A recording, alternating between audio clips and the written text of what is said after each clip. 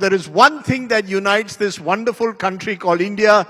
It is the wonderful game of cricket because it cuts across all barriers, geographical and more, which is why we have a very special guest joining us today. Please once again give a big round of applause to former India international, commentator, mentor, coach, much more, Dinesh Karthik. Thank you very much, Dinesh, for joining us. I want to start, Dinesh, by talking about what's about to happen because we are getting back into India-Pakistan cricket with the Asia Cup. And every time India-Pakistan cricket comes around, there's again a huge buzz around it, excitement around it. Do you believe that we go into this Asia Cup, Dinesh, and I'm asking you to put your newfound Pandit hat, that India is firm favourites this time to defeat Pakistan in the Asia Cup and win the tournament? First of all, good evening. It's quite nice to be here. I feel after a heavy dose of meals, which is politics, that a lot of what this day has been about, I feel I'm like the dessert at the end of the day in that meals package. Very sweet, very easy to eat and just not too hard to consume. I watched a bit of the conclave when I was sitting in the airport lounge and I saw there was some heavy topics as much. You're the payasam after all the dosas and everything has gone out, the meal moili and all the various curries, you're the payasam for the day. I can get consumed in small portions, I feel. So cricket is a bit like that. But the fact is that the way India has played in the last almost 10 years, a decade after the IPL has started, because I think that's where Indian cricket started getting to that strong place in international cricket, where we are consistent in reaching semi-finals and finals of various World Cups. So going into this Asia Cup, I have no doubt that India is the team to beat. India is the strongest team, and it is obviously our expectation that they should win, and it's almost the expectation every time they step onto the field. But definitely this Asia Cup, we do start as the most complete team, if I can say so. Is that what has happened? That India is now a very formidable white ball team? Because we play a lot of T20 cricket, we play 50 overs, but T20 in particular, would you say this is the best prepared or the best, if I may be allowed to use the word, T20 outfit that you have seen ever since India has been playing the shortest format of the game? It covers all bases. They picked a squad which is very suited to what they want to be doing, which is, I have a strong feeling they'll play only one fast bowler and Hardik Pandya. So my point here is... No Bumrah? The one fast bowler is Bumrah. The one fast bowler is Bumrah and Hardik, and they'll play a lot more spinners. Varun, Kuldeep, Akshar Patel. So that's the kind... And they have a lot of variety in spinners. So that is what they'll be looking to do. So my point being, we've only picked 3 fast bowlers. It's not too often that you walk into a tournament, a World Cup, with just 3 fast bowlers.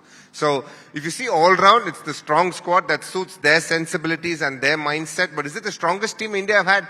It's very hard to compare because across time, India have had put together some really good squads. So it's as good as any team that's ever played this format. For me, the most fun part about watching this current Indian team play is the brand of cricket that they play. They're very aggressive. They go from ball one and they almost epitomize what new age batting is. And they seem to do it even under pressure, which is very important. What is new age batting? You said new age batting. Is it that you go fearlessly from ball one, attack without worrying whether you'll get out or not? Is that the big difference between when you started playing T20 to where you are today? Oh, without a doubt, the amount of shots that young batters have is a lot more because the game has evolved a lot. This format, the T20 format, has evolved the quickest because of IPL, because analytics came in. There were a lot of people that were under the microscope, and every year they had to get better. They had to do something better to do better than what they did the last year. So it almost pushed you consistently. You can almost compare it to football or American football, those kind of sport, because you're constantly judged and watched and observed, and you need to do something better. So the shot making has increased tremendously. The kind of shots these young batters play these days are extremely exciting to watch. And when you say fearless, absolutely. I always think fearless is a very easily thrown about word. I mean, sometimes you can be reckless. I feel you need to have responsibility as well. And that mix is quite good in this team. There are players who bat fearlessly. but there are also players who understand how to play the situation and they adapt. And hence, it is a very powerful team because they've got a good mix of players who can definitely attack from ball one, irrespective of what the score is. We could be 10 for 3, and you'll see people coming in and playing some outlandish shots. But there are also players who are able to absorb pressure for small periods of time before they throw it back to the opponent. Is there anyone who stands out? Anyone, when you see anyone in this Indian team, when you see him from the outside and say, wow, this guy has something special. Is there an X-factor player you see? For sure, with the attribute that he brings up top, Abhishek Sharma is extremely interesting in terms of how hard it is to bowl to him. He's a tall guy, he's got flat-batted swing, and he can hit good balls for boundaries, so he makes it very interesting. I think Surya Kumar changed the name of the game, the way his weave, I'm sure you've spent a lot of time with your dad and I've told you what scoring in the weave would mean, which is down the ground, mid-on, mid-off, a lot more. Now Surya Kumar's lead is behind. It goes between third man and fine leg, and he is so consistent doing it. He gets into such good positions to scoop a ball, and he is so hard to bowl too. On top of that, he plays high-risk shots, but still is very consistent at doing that. So these two players straight away come to the top of my mind. Then you see the likes of Rinku Singh. Hardik Pandya is someone who's evolved over time as a player. So there's some very interesting talents. But if you just say pure shot making, Surya Kumar Yadav has changed how T20 cricket is played. You played a bit like that, reverse sweeps. How, when I look at this from the outside as someone who was taught cricket in the old-fashioned way, is it practice that makes you play these audacious shots, or is it just the way the game has evolved? It's definitely... Do you practice playing that kind of scoop and a reverse sweep in the nets, even though it could conceivably hit you in the face? Oh, 100%. 100%. Like anything else in life, you keep practicing it and that's how you get better. And it's the same with these innovative shots. And in a way, therefore, I must ask you, and I'm not now speaking as a Mumbaikar as I'm often accused of when I talk cricket, why is Shreyas Iyer not in this team? It's the one selection crib I have. Here is someone who's done outstandingly in the last 8 months. He's not in the Indian team. Should he not have been in this squad? Look, Shreyas Iyer has done everything and more a player can do. Let's park that aside. But if you see the last 20 matches that India have played since Gautam Gambhir has taken over, 17 they have won. So as a coach, I'm assuming that he has certain players he's looking at who have delivered results for him. So if he has to make the hard choice of leaving certain players out, I can understand. If you talk about the ODI team, then we can always say because the results probably haven't matched how well they've done. Even though they won Champions Trophy now, it's different. But I'm just saying, if you speak about the ODI team or even the Test team to a certain extent, if certain players who have done so well in domestic miss out, then it makes for a case for conversation. But in T20, because they've done so well, I think it's very hard to question why a certain player shouldn't have been there. But in saying that, I must say that Shreyas Iyer has been probably one of that players who have gone back to domestic cricket, did whatever possible, which is to help Mumbai win titles, came back for IPL. As a captain, he did phenomenally well, and even better as a batter. And I don't see anybody stopping him. It's only a matter of time because with those performances, it's hard to not have someone like that in the squad. And I'm a big fan of Shreyas Iyer because of the way he plays and the way he carries himself off the field with so much positive energy and the way he's led his team. I believe that he would have taken it in his stride, even though it would have been a bitter pill to swallow. I genuinely wish that he finds a place across formats, not just T20, very soon. So can I headline it and say Dinesh Karthik would like to see Shreyas Iyer in the World T20 team? India's World T20 team? If that is what you've got after me saying all this, I think that will be a pretty unfair headline because after the squad is put, they also put 5 other standbys. Now, in that 5 standbys, also Shreyas Iyer wasn't there. And that didn't sit well with me, which basically means they're not looking at him for the near future. And that would mean to the World Cup because India finished the Asia Cup. They have a couple of bilaterals and after which they have the World Cup, which I feel is very unfair. And I think there is no way that he shouldn't have missed those 5 players. He should have been part of the conversations in the lead up to the T20 World Cup. And I really wish he makes it to that T20 World Cup because he deserves it. Okay, that's good enough for me. I'm going to be over this 45 minutes putting out old archival footage, which in some way or the other is linked to my special guest, Dinesh Karthik. And I'm going to start, Dinesh, with a moment which I think changed Indian cricket forever. And it is India versus Pakistan. And since a lot of talk is about India versus Pakistan in the Asia Cup, let's turn the clock back first with my first image, 2007 T20 World Cup. Take a look.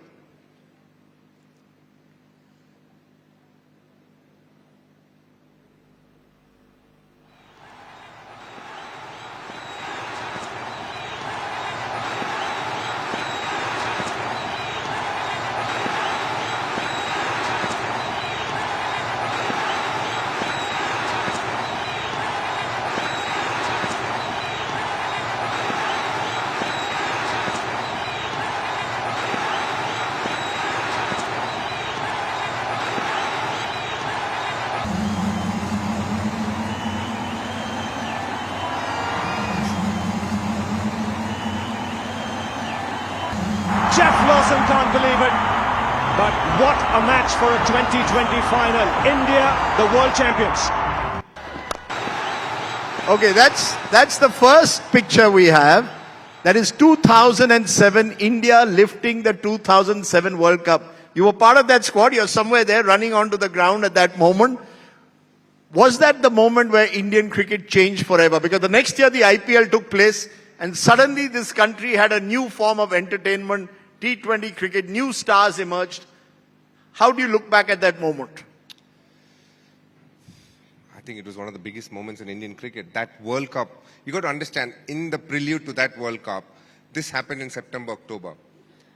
In 2007, I think it was March, April, India went to another World Cup, the 50-over World Cup in Caribbean, and it was an abysmal failure. So Indian cricket was on its knees. Indian cricket was on its knees. So after that, when this T20 format was brought into international cricket, India didn't play too many matches before this World Cup. And this World Cup was a team which had a lot of youngsters, some players making comebacks, and the senior pros had actually sat out from this tournament, the likes of Tendulkar, Dravid, Anil Kumble and all of them, who were playing test cricket at that stage. So it was a young bunch of boys. Now that tournament had everything in it to say that there was something special happening. Number one, the first match India played was a washout, but the second match that India played, Pakistan, was a tie. And the first bowl out happened. There was something interesting happening across those 3 weeks. And I must say that in that final in Joburg, all of India had actually come to watch that match.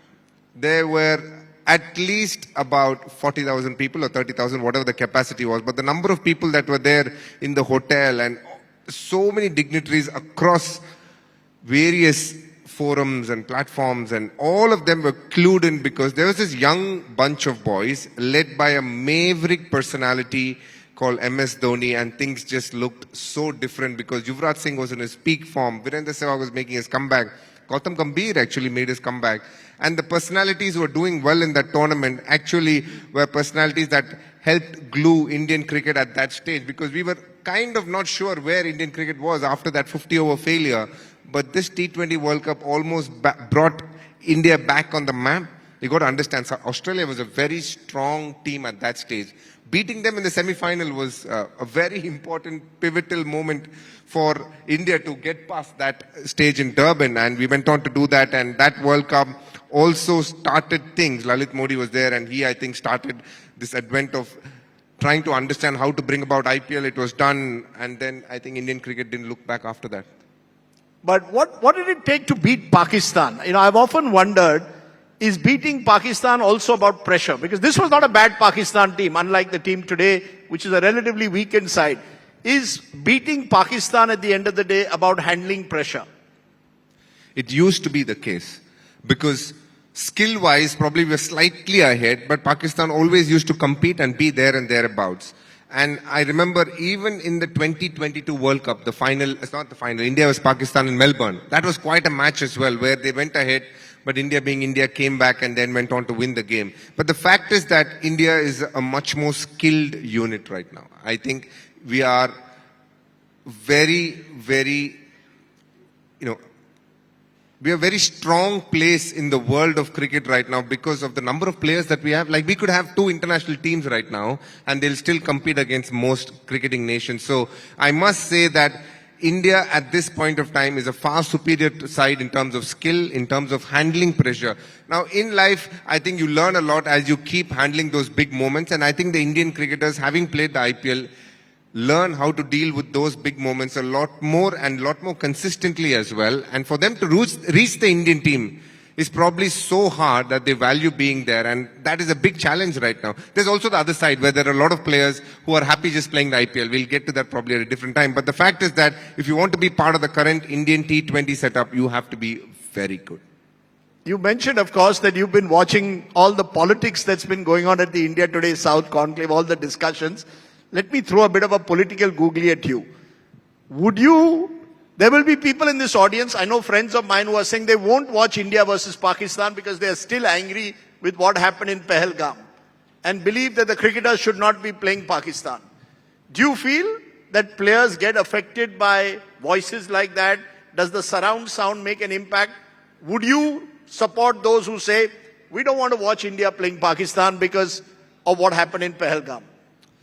So all I can say is, from an Indian cricketer point of view, they would be of the mindset is, our job is to go and play the sport, we will do it. Now, as a fan, if you choose to watch the match, good. If you don't choose to watch the match because of whatever has happened politically, I completely understand. I don't think anybody can hold anything against people who don't want to see, because it's a decision that they take on their own because of their patriotism of their country and whatever has happened. So all I can say is, being part of the system, if you're told to do something like go and play the game, we will. If you said, if the mandate was that no, don't, then I don't think the players would have played. So we almost detach ourselves against what our personal opinion is and just do what we are expected to do at that stage.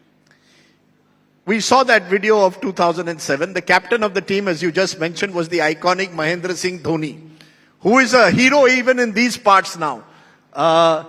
He's a bigger hero, actually. He's a bigger hero now than... In Tamil Nadu, he's a bigger hero than most other parts of India. I mean, CSK is such an iconic franchise, and he has been the heart and soul of that franchise for about 18 years now. You know, do you have mixed feelings, if I may ask, as a cricketer about Dhoni? You all both started your career roughly around the same time. In fact, your international debut even preceded his. Along comes Dhoni and takes over that wicket-keeping slot. And Dinesh Karthik then has to reinvent himself, partly as an opening batsman, find new ways to play for India. How do you look at Mahendra Singh Dhoni then? As this cricketer who transformed, revolutionized the game? Or someone who was so good that even good players like you had no chance to play in the Indian team? When MS Dhoni came in, as you said, I had made my debut for India before him. And I had gone on an India A tour with him just before playing for India. Both of us were there in it together.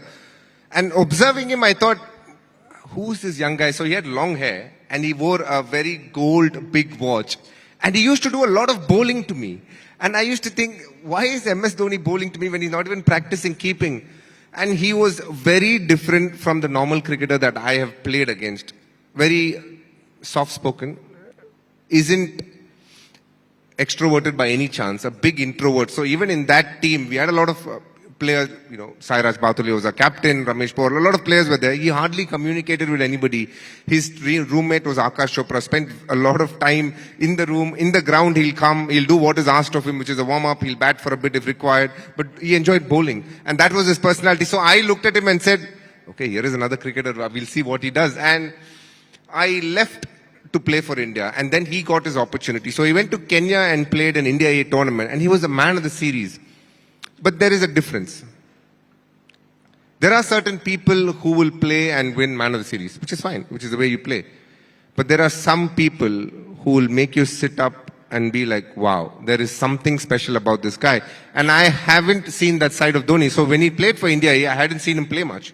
Because he plays for BR, I play for Tamil Nadu, we don't play against each other. That A series in Kenya, everybody spoke about one person because he brought a novelty factor to it.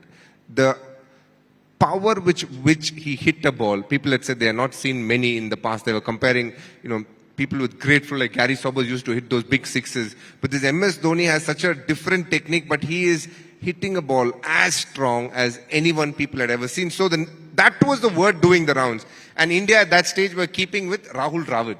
Now, Rahul Dravid at the stage where, boss, just leave me. I want to do some batting. I'm happy doing it. My body is going through a hard time trying to be a wicketkeeper. So they were searching for a wicketkeeper. I filled in that role for a very small period, like in a movie I did a guest role.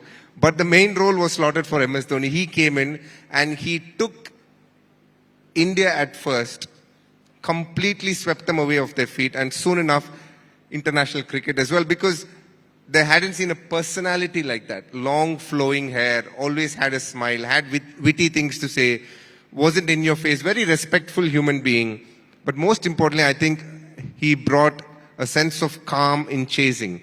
I think Michael Bevan had done it for a period of time, but MS Dhoni did it in a very different way, something that was very eye-catchy. Used to hit those sixes at the end of the game. And I remember at that point when he just walked into international cricket, after about the first 1 or 2 years, bowlers used to speak about how much pressure was there bowling to Dhoni compared to other players. So he had done something which nobody else had. And so when somebody like that comes along and is ahead of you in the queue, you need to immediately look inward and say, what do I need to do to bring out the best version of myself? So I became a bit like a chameleon. If there was an opening slot available, I'll go back to Tamil Nadu, ask them, sir, can I go get runs opening, find a place in the team as an opener. If there's a middle order slot available, I'll say, can I just bat middle order? And Tamil Nadu was very accommodating because we had a good set of players and they were accommodative enough to say, okay, you bat middle order. I used to find ways to get into the Indian team, but my challenge was to hold on to that place. I put so much pressure on myself to just hold on to that place that at times I didn't do justice to what was needed. Let's put it that way. But the one thing that I learned through that journey is, you need to adapt to what is being thrown at you, but most importantly, you need to be determined and resilient. And I think that is what that journey taught me the most, because I constantly kept doing things that were very challenging for other people, because people were not comfortable batting at 6 and 7. If you understand the role that I took in the last 5 years of my career, I used to bat 6 to 8 balls on an average. Now you ask any batter to make an impact in 6 to 8 balls is next to impossible. Because what is the impact that you can make? But I stood by it. I worked on my game. I'm not a Pollard or an MS Dhoni to have brute power. So I needed to use my cricketing nous and the fact that I had certain skills with my hands, and I use it to the best of that and then create an impact. So I did things which were novel in my own way, but I realized that became my greatest challenge, my greatest, attribute, so to say, was that I was very determined and resilient to be the best. So that always kept challenging me, kept pushing me in other directions. So to answer your question, MS Dhoni, taught me a lot of things in very different ways. So Dhoni, once in a generation cricketer, irreplaceable. Am I correct? Absolutely. If you had to choose an All India team of your times, Dhoni would slot in straight away. Oh, no doubt about it. I mean, just now I put an all-time T20 11 and he is my captain at number 7. So, MS Dhoni is a special player. Make no mistake about that. Okay, special player. I want to turn from there to my second image, which was that the lead into that? Yeah, which is another special player, because you just mentioned that match, again, India versus Pakistan at Melbourne. And another very special, once in a generation, some would say, cricketer. You were, I think, the next batsman in when this shot is played. But just take a look at this shot, because it is quite a remarkable cricketing shot to play in a big pressure game. Take a look. For a family audience, I won't say what's tightening, but it is tightening. 28 off 8. Kohli's got to find a boundary against Ralph. Kohli stands his ground, straight down the ground. He lifted it up. That is a shot of an emperor. Nawaz, what have you got, Nawaz? Ashwin goes over. Clears the in. Very, very few to compare with the... Okay, so that little video is of what many, Dinesh, call the shot of the century. Hitting Haris Rauf at Melbourne, one of the largest grounds in the world, over his head when we needed 28 or 29 of just a couple of overs. Is Kohli also, like Dhoni, a cricketer in a league of his own? You watched him very carefully. What makes him so special? Virat Kohli. I think he is the modern day hero that every young boy and girl should watch, because what he does off the field is what makes him so special. Today's challenge as a parent, and you keep speaking to a lot of parents, and I'm a parent today as well, is the fact that there are so many distractions. Social media being a massive one. The fact that people don't go out to play. I'm sure when I was growing up, we used to go out a lot and play in society, in our buildings and all of that. That's a big challenge these days.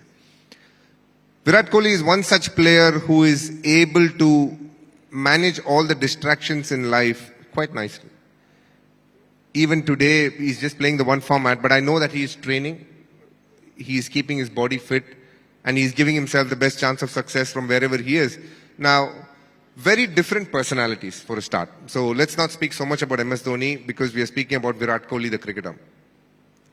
He was this typical Delhi, hot-headed young boy who absolutely fascinated the young person from India. He was what youngsters crave to be, have that aggression, have that in-your-face kind of attitude, but back it up with skill. It wasn't just all bravado, he backed it up with performances. For a long period of time, which is about 4 to 5 years, across formats, I don't think anybody has shown that kind of consistency in winning games. Now, there are a lot of people over a period who have won games, but Kohli had this amazing ability. The bigger the game, he brought himself to the party a lot more. And I've been with him a lot.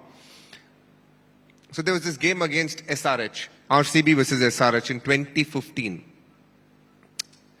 It was a must-win game. David Warner was their captain and Virat was RCB's captain. And I remember walking into this team meeting and we had this batting meeting. You know, they had Dale Steyn, Bhuvaneshwar Kumar, and we used to obviously look at bowlers and say, okay, this is what he's looking to do, how are we going to take him down? So everybody spoke about certain bowlers and then they said, this is Dale Steyn, you know, these are the areas that he could bowl. His first thing was, don't worry, I'll take him down. So his confidence, at least that's how he almost drove himself to success, is he wanted to take down the best bowler in the opponent. That's what he thrived on. And that I really enjoyed watching because that game he really took Dale Steyn down. It became a 5-over match, by the way. It rained, they got a certain score. In 5 overs, we needed to get 70. But who was it who took down Dale Steyn with the new ball in a 5-over game when the pitch was damp? And actually it was seaming. He opened with Chris Gale. It was Virat Kohli. That game, I was like, wow. Now this is a skill that not many people can have. You can just say it in a closed room saying, I'll take that bowler down. But to go out there when there are 40,000 people looking at you and believing that you're the guy, to do it is a skill. And I think Virat Kohli was a master at that. He really was. In that sense, should he be still playing for India in all formats? You're saying he's fit as ever. Should Virat Kohli make a comeback and say, okay, I'm coming out of retirement of test match, I'm going to play for India? Would you like Virat Kohli to come back and play? Do you think he retired too early? I think all of us enjoy watching Virat Kohli play. There's no doubt about it. Would you want him to come back out of retirement? Would you have not wanted him to retire at the time he did? No, I just want him to be happy. I've met him a few times in UK. And he seems to be in a very happy place. And if that is what is going to give him happiness, so be it. I think it's important that we need to respect and honor what his mind is doing. I think his body could still be ready, and it is ready. I can tell you that. But I don't think his mind is obviously where it was a few years ago. So when he is able to understand and see that that is what his body and his mind is telling him to do, so more so the mind, I think we need to respect that. Would I like Virat Kohli to play? Why not? I mean, I genuinely still, when I switched on the TV to watch in Australia, every inning I used to think he's going to get runs. There were a couple of innings where I thought, okay, maybe he's not batting as well as you would like. But most of the innings I thought, oh, okay. But when he gets out, you're like, okay, so be it. So I think he pushed himself to a point where he gave it everything. And maybe he felt mentally that he was tired, he needed a break. And the fact is that this young team, Indian team, which went to England now, I think would be very proud of the way they played. I'm going to come to the young Indian team. You were in the commentary box. That's your new avatar, and great to have someone now with all the best commentators in the world. I want to play that match. It was a cover story of India Today magazine as well. Take a look at that moment where this young Indian team took on the English at the Oval. What time है?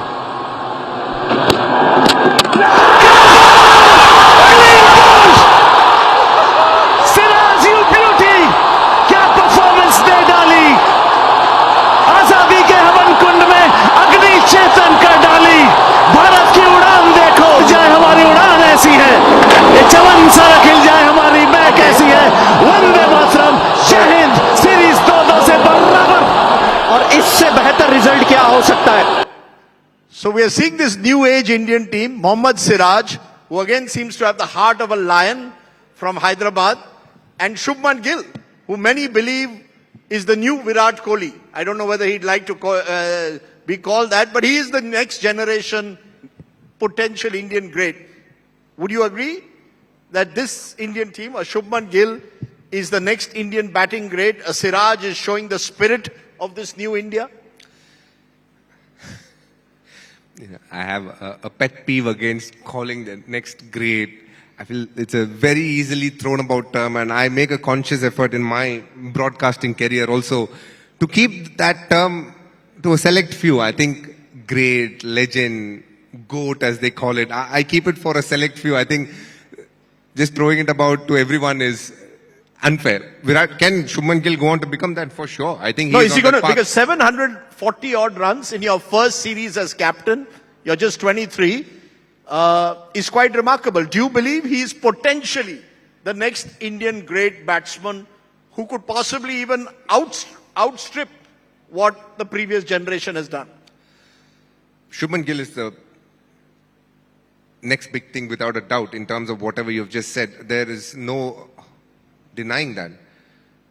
But the way this sport is unfolding, Test cricket is obviously the toughest challenge for any sportsman, but the quantity of how much that's going to be consumed could be the challenge for him.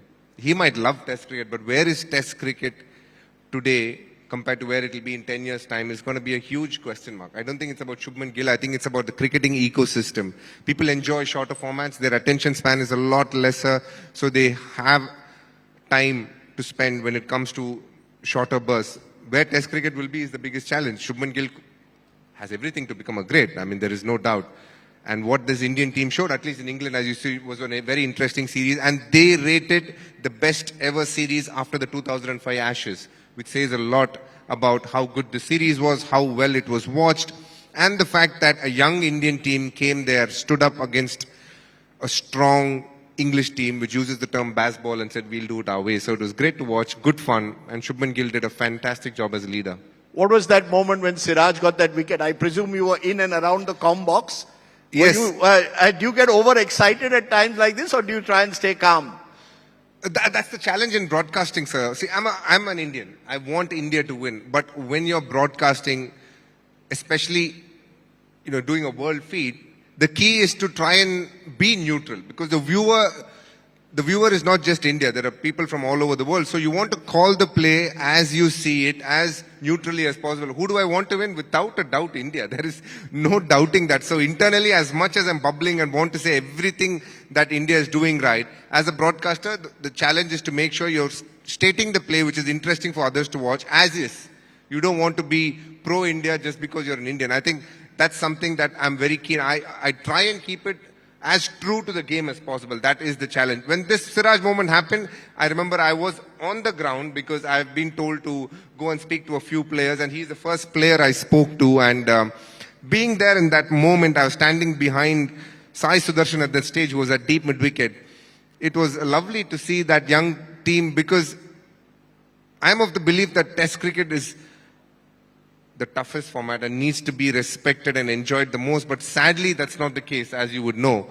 But that series, the way Indian team played, there was so many things that suggested that, wow, these guys really want to play Test cricket. They had come at the back of a tough IPL, but the way they played in that series, phenomenal.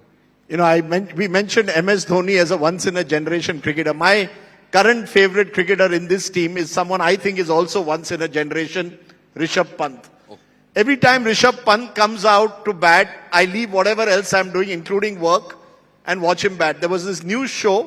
I was anchoring the news, and I had my iPad watching Rishabh Pant bat. There is something about him which is just incredible. Is that, again, this new generation which is determined to do things that you think are unachievable? Going out to bat with a broken toe, for example, in England, is not easy. He's a special talent in Test cricket. He's actually become the fan favorite because of the way he plays it. He brings a certain flavor which has not been seen before. The kind of shots that he plays has actually completely enamored the test cricket watching crowd, because nobody has played it that way. We have seen Sehwag, Gilchrist, all of those guys over the years. He's another variation to that, but with more attractive shots, the falling down sweep, the stepping out and going over mid-off and mid-on to fast bowlers. These shots have not been played that consistently. But the fact is that when Rishabh Pant comes to play in test cricket is so much more watchable, because you almost feel like something is going to happen. I don't know what it is. And that is such a thrilling place to be as a viewer, because with the way the world is changing, AI and everything coming in, the one thing that will never ever change is the value for live sport. And I think he adds a certain flavor to it, which makes it so watchable. I agree. And he's come back from a terrifying car injury to perform for India. I want to turn, we've spoken about a lot of other cricketers. Briefly about my friend Dinesh Karthik, played for India more than 150 times across formats. But there is one moment that defines your career. So I'm going to turn to the Dinesh Karthik moment now. I want you to take a look.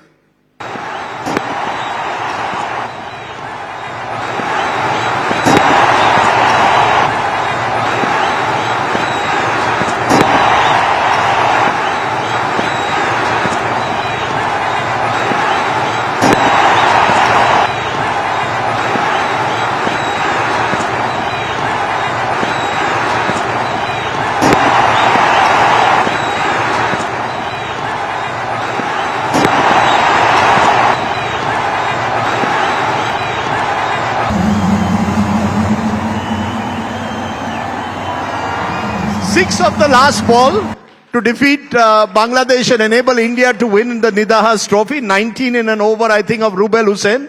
Your eyes are moistening a bit. You're getting a little bit emotional, possibly. Was that your best moment as in the India jersey, or was it when the team won more than the individual? A couple of moments. One is the 2007 T20 World Cup, which you showed. That was a big moment in my life. I've never been part of a World Cup winning squad, so that was one. And this would be right up there on a personal front and from the team, because I was in and out of the T20 team, and this one almost helped me get in to that Indian team. And it was a year-ending tournament in the sense that soon after this there was IPL, so it was the last match of the tournament. And obviously the odds were against us in the sense that we were a very young team. There was no experience there whatsoever, and the other teams were very, very strong. Bangladesh, Sri Lanka all came in with their best team. So it was a challenging tournament. But the fact that I was able to finish it, I always believe if you put in the work, at some point you'll be known for something. I think Dinesh Karthik will be known for this moment. Okay, good enough. I think he deserves a big round of applause for taking India to a trophy win. I have one more moment. And this is a moment which has made you part of Bengaluru's folklore. And we'll talk about it because we are in Coimbatore, somewhere caught between Chennai on one side and Bengaluru on the other. But this is what happened in May this year. The impossible happened. Take a look at this moment and we'll talk about it.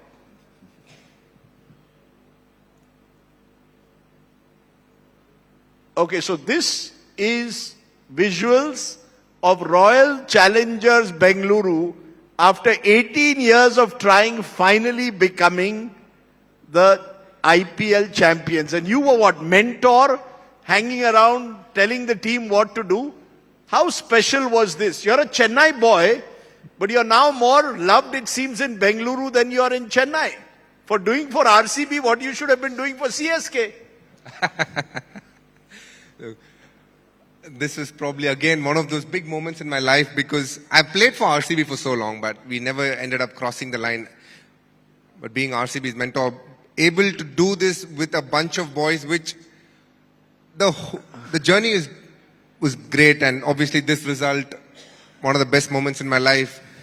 But you almost realize when you get to a moment like this, the winning is absolutely brilliant, and it lives with you for 2 minutes, and then you almost get past it. You're like, okay, what's next?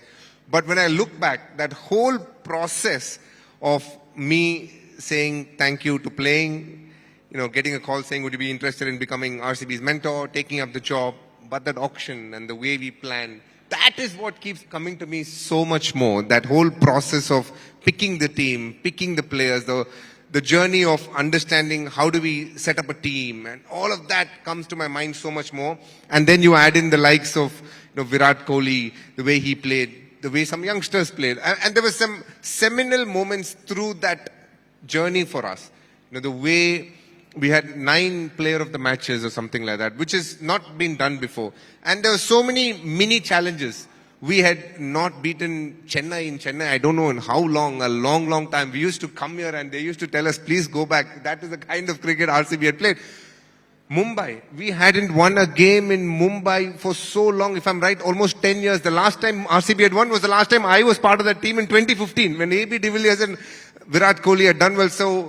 So many mini challenges. So in the first 3 games, we played Karnataka, we played KKR, we played CSK, and we played MI. In the first 4 games, we have played 3 games away from Bangalore, where our away record is so ordinary.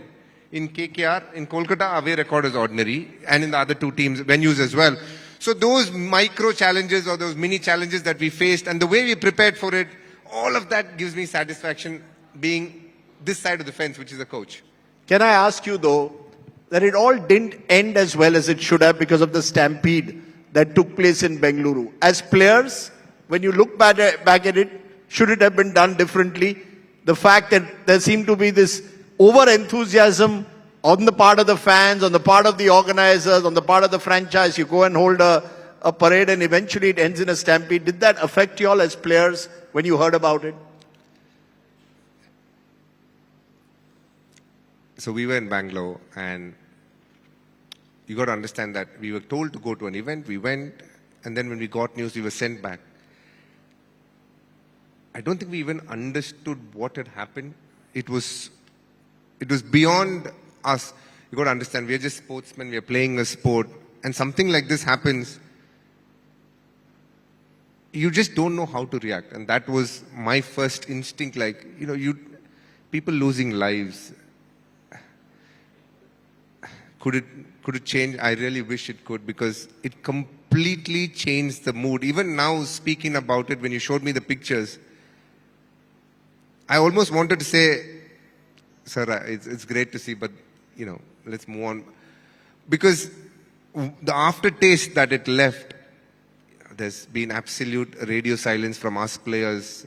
And it was, as you would know, RCB is such a well-supported franchise, and it completely finished whatever our celebrations could have been. So it is arguably one of the saddest things that I have been, I feel even wrong to say I've been part of, because I cannot even empathize what those parents and the families must go through. But all I can say is, I just hope that in some way that we can, repay them in whatever way possible. And these are events that's happened, in some football teams as well, in different ways. And it's very hard to digest and accept, honestly, to have known that you were there and thereabouts and things like this happen.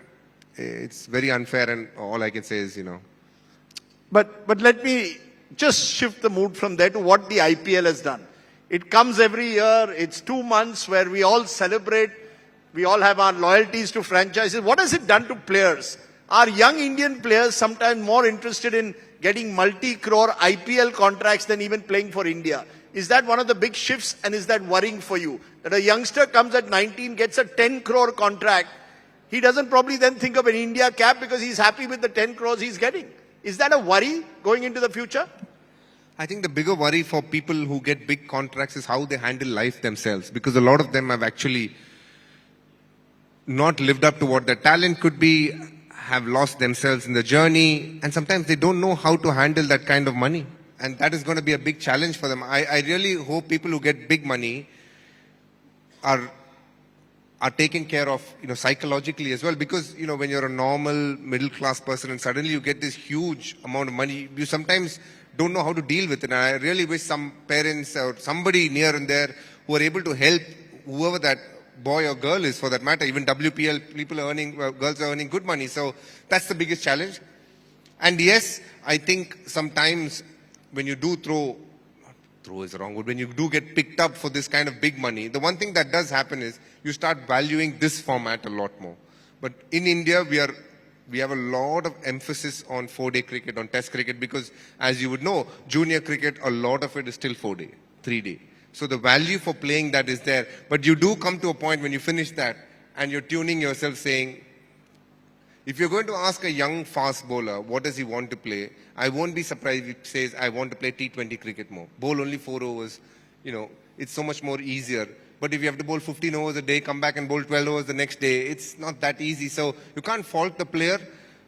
And that's going to be the challenge for the cricket ecosystem. How do you keep test cricket alive? Because that's the truest, purest and the toughest form.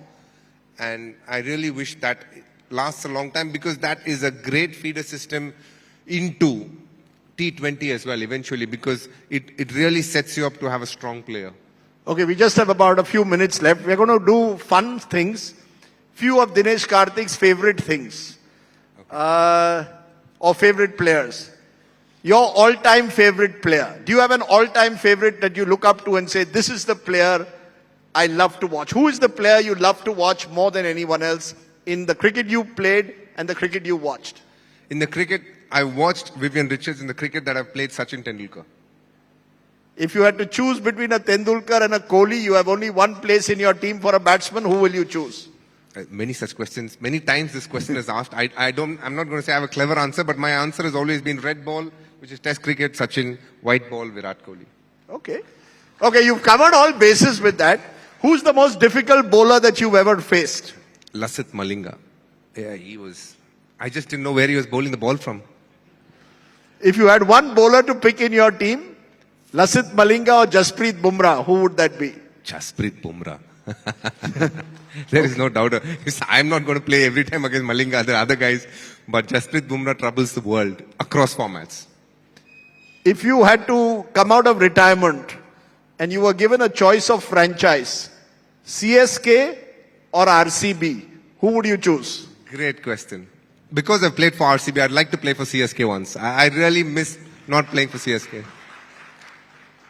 Chennai or so you're still a Chennai boy at the end of the day. You can be the mentor for Bangalore, play for years for RCB, but eventually there is the young boy of Chennai still beating in your heart somewhere. Absolutely, sir.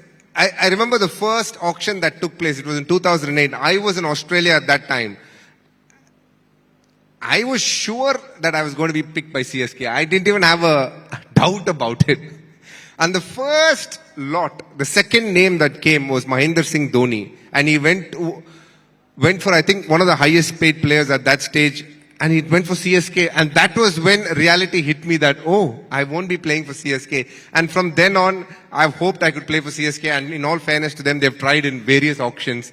But as you would do in any other team, why would you have 2 wicket-keepers of high value when you can choose other skill sets? So I've always not made the cut for CSK, but CSK is a lovely franchise, and I've enjoyed playing against them. I've seen how much they've become as a brand. Brilliant.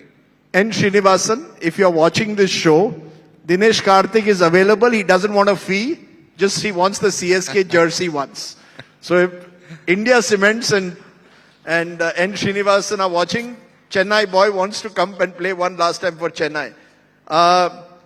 Your favorite sport outside of cricket? Tennis. I watch a lot of tennis. I follow a bit of Formula 1. I played a bit of badminton, but my favorite to watch tennis. But in the family, you're squash. You're married to a champion squash player. You want your kids to be squash players or cricketers? I have 2, so one can play each, I feel. Okay, that's interesting. We have to ask this because we had a debate within our democratic newsroom in the office. Where do you get the better dosas? In Tamil Nadu or Karnataka? It's a serious question which has sparked off a huge debate in our newsroom. Where do you get the better dosas? The audience can also put their hands up. First of all, the audience. Where do you get the better dosas? In Tamil Nadu or in Karnataka? Or any other state? Andhra Pradesh. Karnataka.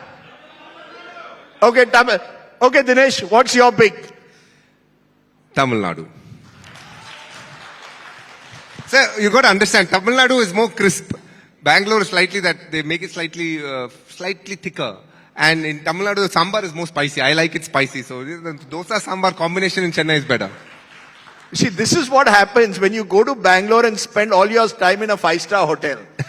If you went to the streets of Bangalore, you might have a different view, but it's a contentious issue. And where's the best place for an idli? Dosa we've given Tamil Nadu. Where do you get the best idlis? Try Sangeeta, very good in Chennai. Okay, so I think at the end, for someone who's such a much traveled man, played in leagues across the world, played for India in different conditions, when it comes to the crunch, dil hai Chennai. And maybe because we are in Coimbatore and Tamil Nadu, that will strike a particular chord, because Dinesh, you've been someone who's always carried yourself wonderfully well on the cricket field, as you are now in the commentary box, as you are now as a mentor. We've had a wonderful conversation with you to give a sense of what it means to play for India, the IPL grind, and so much more. And one final question, Asia Cup. If Pakistan is not our biggest challenger, who is the biggest challenger you think when it comes to the Asia Cup? Is there any team you see which can measure up to India? No, I don't think anybody is going to challenge India too much. But if, along with Pakistan, Afghanistan are very worthy competitors. Okay, so Dil hai Hindustani, Dil hai Chennai. Ladies and gentlemen, please give a big hand to Dinesh Karthik.